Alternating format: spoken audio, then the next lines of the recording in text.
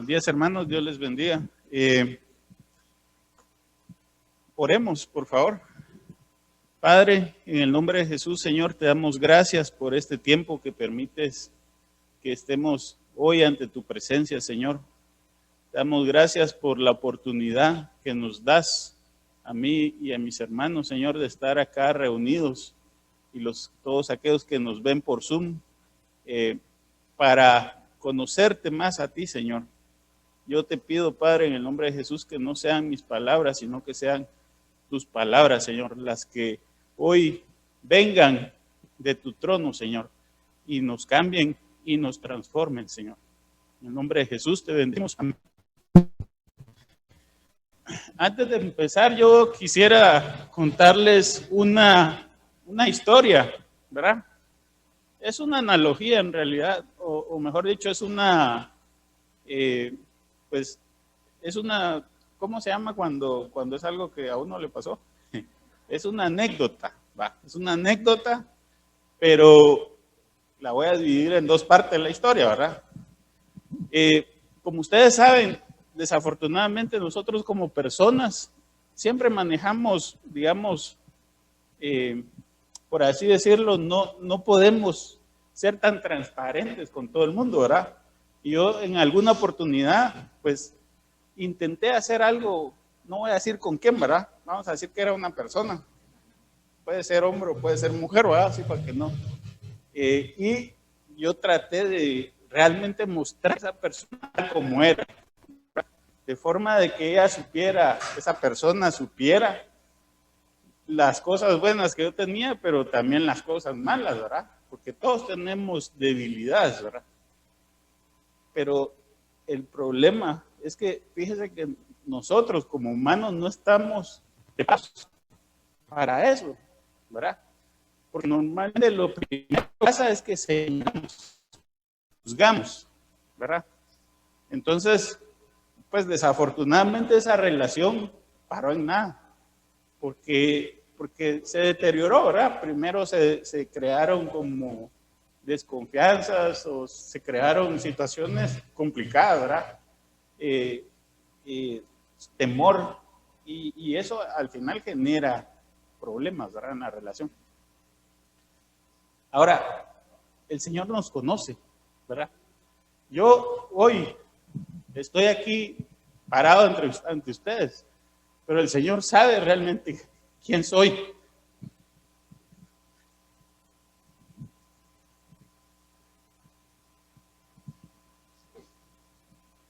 Y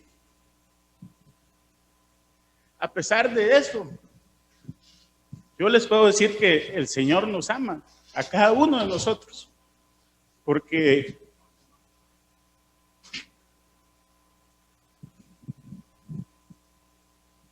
perdonen, hermanos, no es realmente porque nosotros seamos dignos y no es tampoco que nosotros seamos santos, la razón por la que el Señor pues permite que nosotros estemos acá sentados buscándole y nos da la oportunidad realmente de acercarnos a Él, sino porque Él tiene un propósito.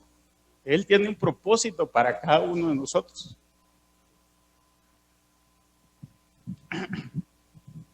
Bueno, esa es la primera parte de la historia. Ustedes no sé si ven esto, ¿verdad? Este saco se parece un poco a mi vida. ¿Por qué? Digamos, no tanto colorido, pero eso también tiene un significado que ahí en algún momento más adelante se los voy a compartir. El saco a simple vista pareciera que está bien, pero tiene imperfecciones y tiene problemas, digámoslo así. Ya les voy a hablar por qué. Primero, imperfecciones que no son tan obvias, porque si ustedes lo analizan, bueno, ya antes de eso les quiero contar, cuando el saco fue hecho perfecto, ¿me entienden?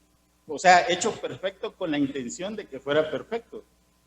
Yo así fui por allá por San Juan, Zacatepeques y lo pedí así. Pero la realidad es que si ustedes son más objetivos o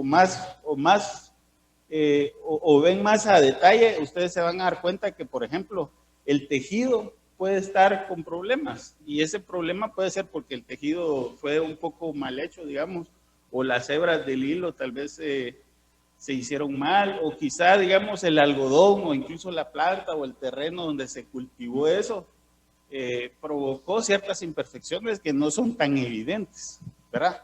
Pero alguien con un ojo experto mira el saco y dice, ese saco tiene este problema, ¿verdad? Y por el otro lado, el saco también tiene situaciones que lo intentaron destruir, digámoslo así, ¿verdad? Que eso es más obvio porque se nota.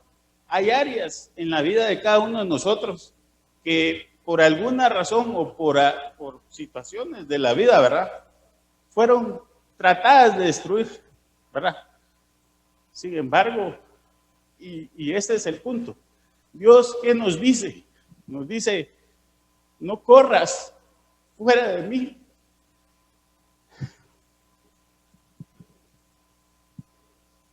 Cuando yo te creé perfecto.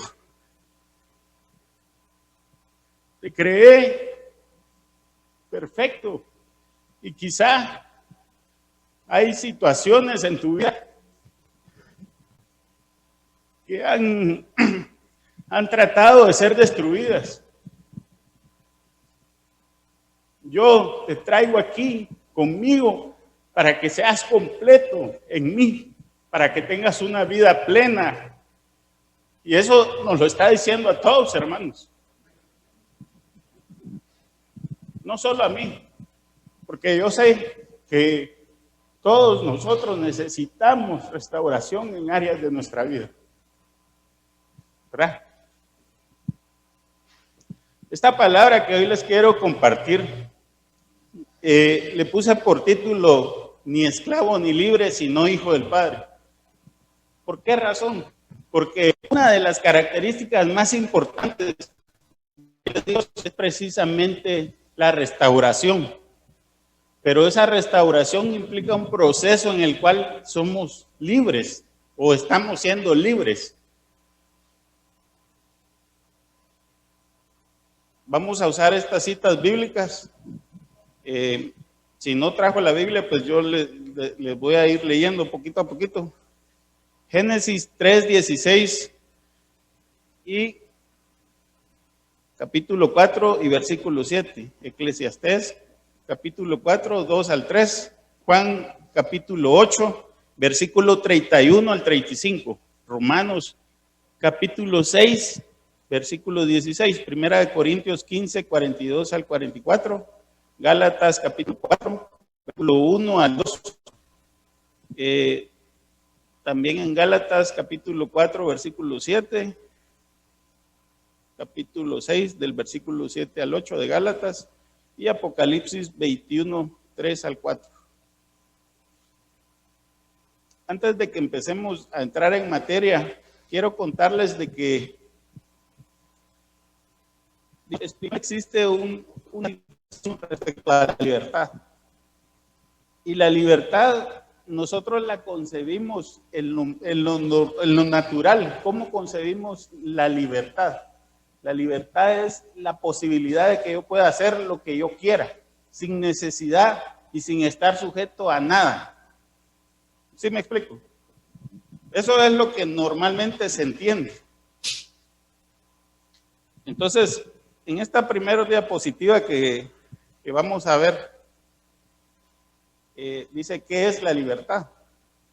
Entonces, en la primera parte, yo les podría decir esto.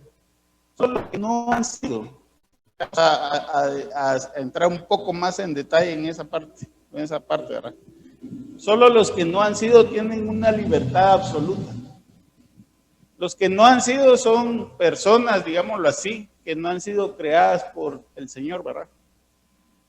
Ahora, ¿por qué tienen una libertad absoluta? Porque ellos no tienen nada y por lo tanto no pueden desear nada, ¿verdad? En Eclesiastés capítulo 4, versículo 2 al 3, leemos esto. y alabé yo a los finados, los que ya murieron, más que a los vivientes, los que viven todavía.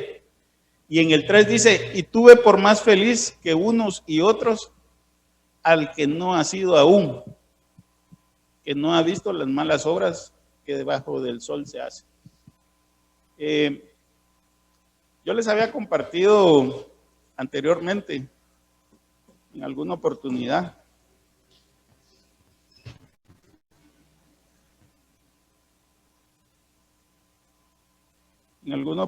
les había compartido en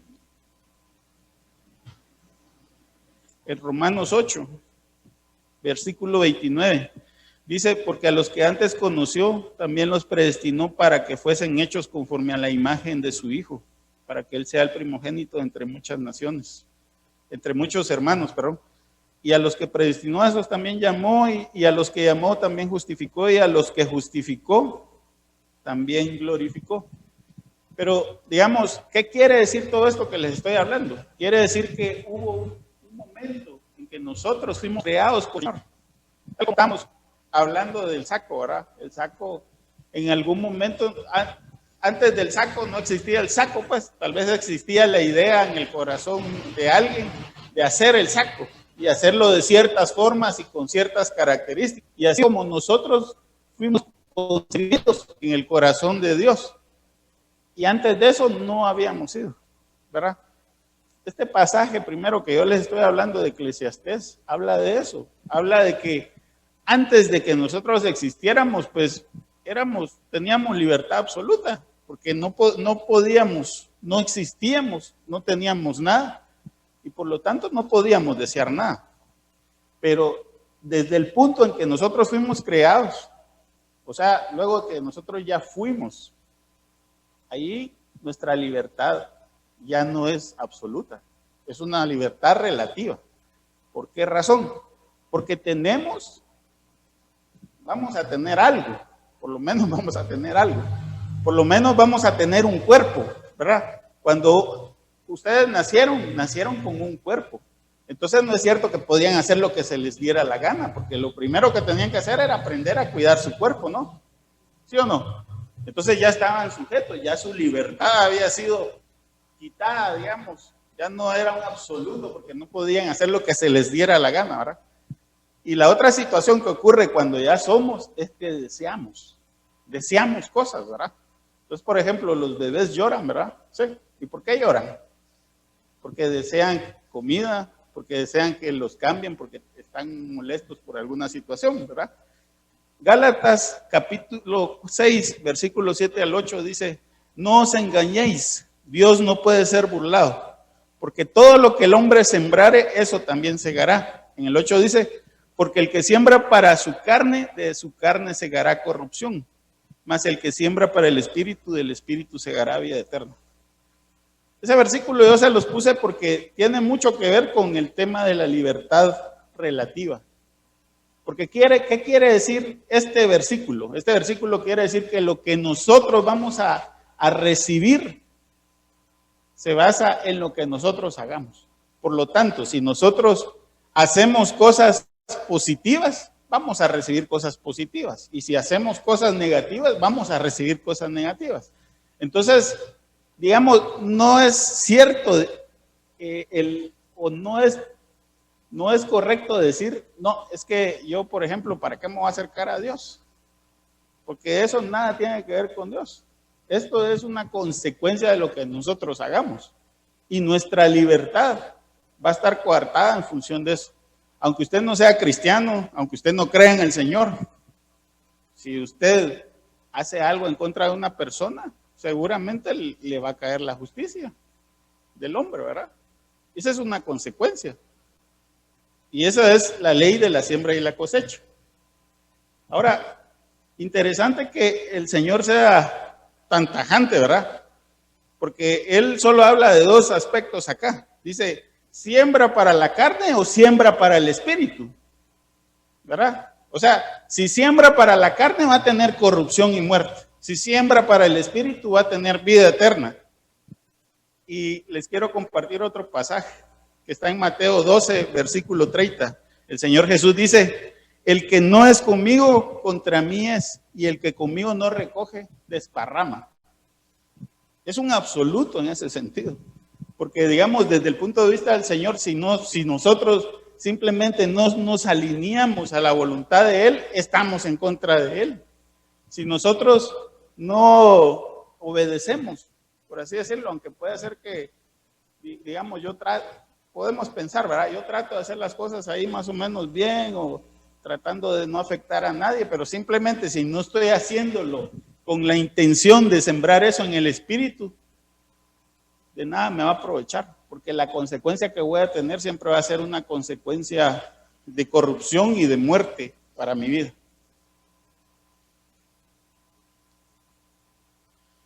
Entonces, aquí sale la otra pregunta.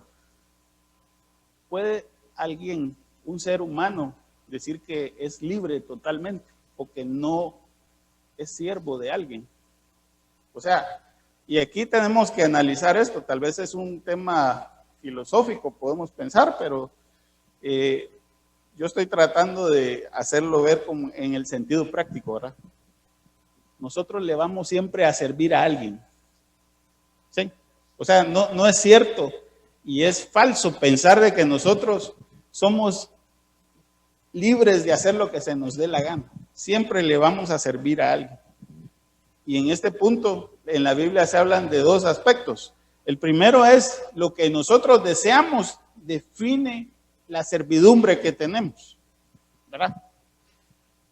En otras palabras, ¿a quién le servimos? Gálatas capítulo 3, versículo 16. No, perdón, es Génesis, capítulo 3, 16. Les voy a leer este versículo. Dice, a la mujer dijo, multiplicaré en gran manera los dolores en tus preñeces. Con dolor darás a luz los hijos, y tu deseo será para tu marido, y él se enseñoreará de ti. Este versículo tiene una característica muy importante, y es que nosotros lo asociamos siempre a una maldición. ¿Sí? Algo negativo, a algo que la mujer iba a ser sujeta por el marido. Pero si nosotros lo analizamos correctamente a la luz del tema de la libertad, nos damos cuenta que el deseo que la mujer tiene es la causa por la que el marido se enseñorea de ella. No sé si me estoy explicando, ¿verdad? Y eso es importante entenderlo ahí, porque en este punto la posición es, yo soy siervo porque deseo algo. Y se puede generalizar, porque la figura acá, nosotros pues en la palabra le estaba hablando a Eva, ¿verdad? Pero si nosotros lo ampliamos ese concepto, por ejemplo, hablemos del cuerpo de Cristo. El cuerpo de Cristo, ¿a quién desea? A Cristo. Ahora, ¿eso es bueno o es malo? Eso es bueno, ¿verdad?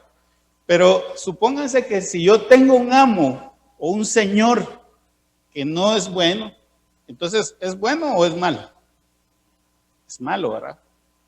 O sea, lo que me está diciendo la palabra es, más bien, ojo con lo que querés, ojo con lo que deseas, ojo con lo que estás buscando, ojo hacia dónde te estás dirigiendo. En este pasaje eso es lo que nos está hablando. Ahora, leamos este otro pasaje, Génesis 4:7. Este es Caín. Este es Caín, ¿verdad? Les leo, dice, si bien hicieres, no serás enaltecido, y si no hicieres bien, el pecado está a la puerta. Con todo esto, a ti será su deseo, y tú te enseñorearás de él. Fíjense que a mí me costaba entender este versículo hasta ahora, porque está hablando exactamente de lo mismo. El pecado, el deseo del pecado, nosotros nos podemos enseñorear de él, pero en palabras es muy fácil decirlo, hermanos. En palabras es muy fácil decirlo, porque en la práctica esa es la lucha constante que nosotros debemos de librar todos los días de nuestra vida. Sin embargo, en la palabra dice ahí, Dice, el pecado está a la puerta. Con todo esto, a ti será. ¿El deseo de quién? Del pecado. De la concupiscencia. La concupiscencia es como que está pelando, ¿verdad? Hace esto, hace esto, hace esto, pero nosotros nos podemos enseñorear de ese deseo. O sea, de la concupiscencia. ¿Verdad? Y acá están las dos figuras. Si se dan cuenta, primero está la figura de la mujer que está en una situación de servidumbre, y está la figura de nosotros como señores de nuestros deseos. No sé si me explico. Bueno, vamos a seguir avanzando porque los veo con cara de signo de interrogación. En la siguiente parte, nosotros vamos a leer de que la elección correcta que hagamos en nuestra vida nos va a sacar de la servidumbre. Lógicamente, ese no es una cosa automática de que yo digo, yo voy a aplicar este principio y ya soy libre. No, hay un proceso. Disculpen que se los diga, pero hay un proceso que hay que cumplir. Romanos 6:16 dice, ¿no sabéis que si os sometéis a alguien como esclavos para obedecerle, sois esclavos de aquel a quien obedecéis, sea el pecado para muerte o sea de la obediencia para justicia? Y en este punto, en este aspecto, hay dos cosas bien importantes que debemos de entender. Uno, nosotros simplemente nos volvemos siervos de aquel al que estamos obedeciendo, ¿verdad? Y entonces esta es una de las razones por las que mucha gente piensa erróneamente que venir a los pies del Señor, buscar a Dios, es estar en esclavitud. Pero de todas formas está en esclavitud en el otro caso, ¿no? Porque es esclavo de sus placeres, es esclavo de su concupiscencia, es esclavo de todo eso, ¿verdad? Y nosotros, pues somos esclavos del Señor, podemos decirlo, estamos en servidumbre. Pero fíjense que esta es la parte interesante. Este es como el nivel cero, digámoslo así. Porque el Señor en su palabra nos ofrece libertad absoluta. ¿Sí? Nos ofrece verdadera libertad. No usamos el término de absoluta. Verdadera libertad, así está escrito en la palabra. Entonces, para seguir avanzando,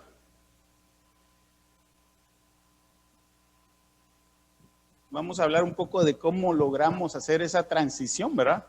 Trascender de esa servidumbre, porque como la palabra lo dice, ya sea que usted obedezca al pecado, o ya sea que usted obedezca a la obediencia, es siervo.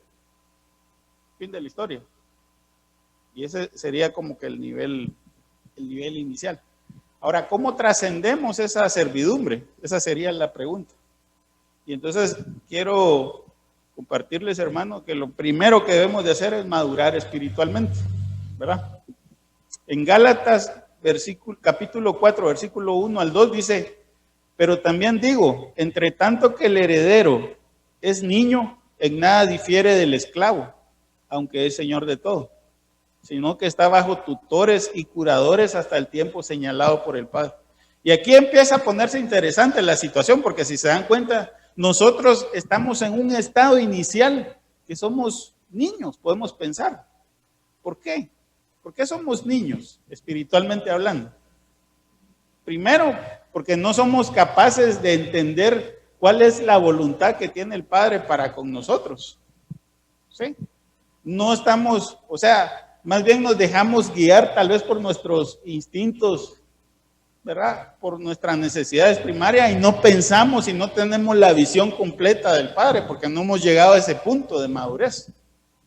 La palabra habla de que la razón por la que se instituyeron ministros, ¿verdad? Es para que el cuerpo de Cristo sea edificado, para que sea llevado a la estatura del varón perfecto, ¿verdad? Pero ¿eso qué quiere decir? Que hay un esfuerzo que nosotros como cristianos, como seguidores de Cristo, debemos hacer. ¿verdad? No es solo de, digamos, congregarnos, ¿verdad? No es solo de decir yo soy cristiano, no es solo de eso, porque ahí estaríamos en el primer caso, simplemente estamos obedeciendo, ¿verdad? ¿Sí me explico? No quiero ofender a nadie. Pero eso es lo primero que nosotros debemos de hacer. Debemos de buscar nuestra madurez espiritual. Y lo segundo que debemos de hacer es ser hijos de Dios. Pero el ser hijos de Dios es un proceso también, ¿verdad? Juan capítulo 8, versículo 31 al 35 dice, dijo entonces Jesús a los judíos que habían creído en él, si vosotros permaneciereis en mis palabras, seréis verdaderamente mis discípulos. En el 32 dice, y conoceréis la verdad y la verdad os hará libre. En el 33 dice, le respondieron, linaje de Abraham somos y jamás habíamos sido esclavos de nadie. ¿Cómo dices tú, seréis libres? En el 34, Jesús le respondió, de cierto os digo, que todo aquel que hace pecado, esclavo es del pecado. Y en el 35 dice, y el esclavo no queda en la casa para siempre. El hijo sí queda para siempre. Quiero leerles unos versículos complementarios. Juan 15, siempre es el Señor Jesús, ¿verdad? Versículo 14 dice, vosotros sois mis amigos y hacéis lo que yo os mando. En el 15 dice, ya no os llamaré siervos, porque el siervo no sabe lo que hace su Señor.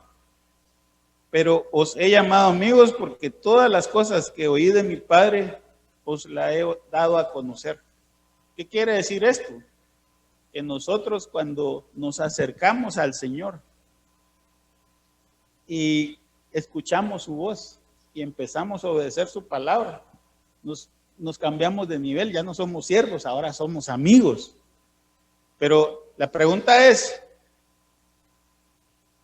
eso es lo que nosotros queremos, solo ser amigos. Es como decir, yo no peleo con los evangélicos, ¿va?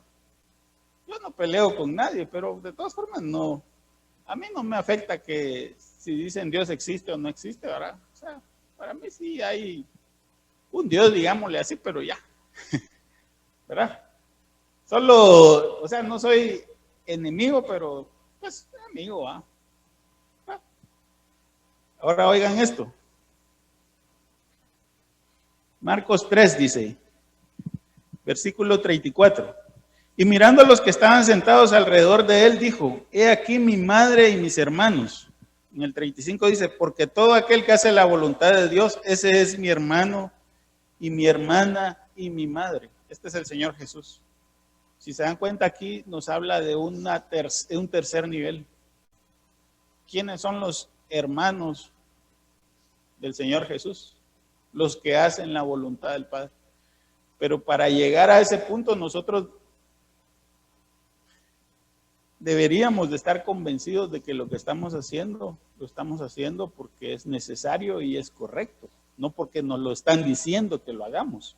No porque yo me porto bien para no tener problemas, ¿verdad? Es que yo hago esas cosas porque así dicen o porque así me enseñaron en mi casa, ¿verdad? Sino realmente estar convencidos y tener esa relación con el Señor, porque para hacer la voluntad de Él, ¿cómo la podemos hacer si no lo conocemos, si no estamos cerca de Él, si no estamos realmente involucrados y cercanos al corazón de Dios? ¿Cómo lo podríamos hacer? Y aquí vuelvo a sacar a colación el tema de Romanos 8, 29, porque dice, porque a los que antes conoció también los predestinó para que fuesen hechos conforme a la imagen de su Hijo, para que Él sea el primogénito de muchos hermanos. Entonces vuelvo a recalcar. Para que usted salga de la servidumbre, necesita ser hijo de Dios. Y para que usted pueda ser hijo de Dios, ¿qué tiene que hacer? Hacer la voluntad del Padre. Cualquier otra cosa intermedia no es que esté malo, pero yo pienso que Es como que usted se meta a estudiar y solo saque la primaria o solo saque la secundaria. Y su objetivo debería ser llegar hasta lo más alto, ¿verdad? Amén.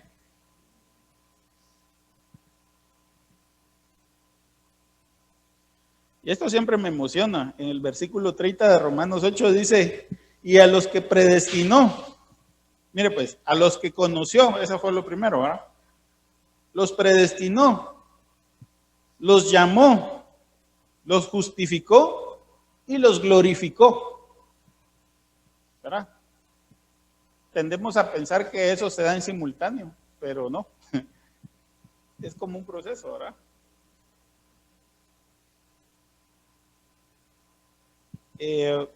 Entonces, ¿qué implica ser hijo de Dios? Vamos a tocar algunos aspectos que son importantes. Eso lo vemos en la última diapositiva que les quiero compartir. Libertad y gloria en la eternidad, le puse yo de título, ¿verdad?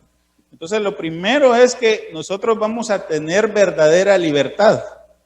Gálatas capítulo 4, versículo 7 dice, así que ya no eres esclavo, sino hijo, y si hijo, también heredero de Dios por medio de Cristo.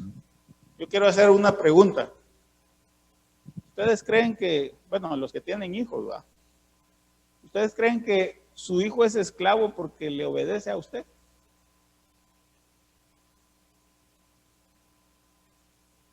Pregunta. ¿Por qué razón es que los papás le ponen reglas a sus hijos? ¿Por qué razón es que los papás corrigen a sus hijos? ¿Será que ellos quieren que sean sus esclavos, que les sirvan? ¿Cuál es la intención realmente en el corazón de un papá? ¿Verdad? Si se dan cuenta, depende de qué tan renovada esté su entendimiento y así va a entender lo que Dios quiere para cada uno de nosotros. O mejor dicho, lo que Dios espera para usted, ¿verdad? Porque usted lo puede ver como una carga, pero en realidad lo que Dios quiere es que usted se desarrolle. No que sea un esclavo, no que sea un siervo, no que esté haciendo las cosas porque le están diciendo o porque se lo están ordenando, porque si no, ya sabes qué te va a pasar. No es eso lo que Dios espera. Nosotros decidimos esa situación en nuestra vida a través de nuestros actos. Y como pudimos ver en la palabra, hay 3 niveles, ¿verdad? Podemos ser siervos, ¿verdad? Podemos ser amigos o podemos ser hijos de Dios, ¿verdad? Lo segundo que nosotros vamos a obtener es que vamos a ser transformados y glorificados por el Padre. Primera de Corintios capítulo 15, versículo 42 al 44. Les leo, dice, así también en la resurrección de los muertos, se siembra en corrupción, resucitará en incorrupción. 42, se siembra en deshonra, resucitará en gloria. Se siembra en debilidad, resucitará en poder. Se siembra cuerpo animal, resucitará cuerpo espiritual. Hay cuerpo espiritual y hay cuerpo animal. Bueno, lo dije al revés, pero hay cuerpo animal y hay cuerpo espiritual.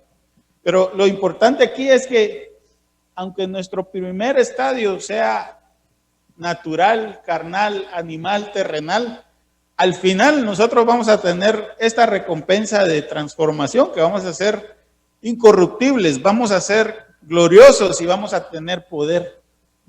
Pero eso a través de Cristo Jesús. Apocalipsis capítulo 21, versículo 3 al 4. Dice, y oí una gran voz del cielo que decía, he aquí el tabernáculo de Dios con los hombres, y Él morará con ellos, y ellos serán su pueblo, y Dios mismo estará con ellos como su Dios. Enjugará a Dios toda lágrima de los ojos de ellos, y ya no habrá muerte, ni habrá más llanto, ni clamor, ni dolor, porque las primeras cosas pasaron. Y yo eso lo quiero amarrar con Juan capítulo 8, versículo 35, al final dice, el Hijo se queda para siempre. ¿Me explico? El Hijo se queda para siempre en la casa del Padre. Y eso es lo que nosotros debemos de buscar, ¿no? quedarnos en la casa del Padre para siempre, por muchos días, por toda la eternidad. Bueno, hermano, espero que esta palabra realmente sirva para afirmarnos y edificarnos y hacernos entender realmente qué es la libertad que nosotros estamos buscando, ¿verdad? Porque sí es necesario que nosotros nos enfilemos hacia ese destino. De otra forma, para nosotros va a ser una carga hacer la voluntad de Dios, ¿verdad? Va a ser impuesto. Entonces vamos a orar para finalizar. Padre, en el nombre de Jesús, te damos gracias, Señor, por esta palabra que tú nos has dado. Yo clamo, Señor, por mis hermanos, para que tú, Señor, hagas descender tu espíritu sobre la vida de cada uno de ellos, Señor, para que tú les traigas convicción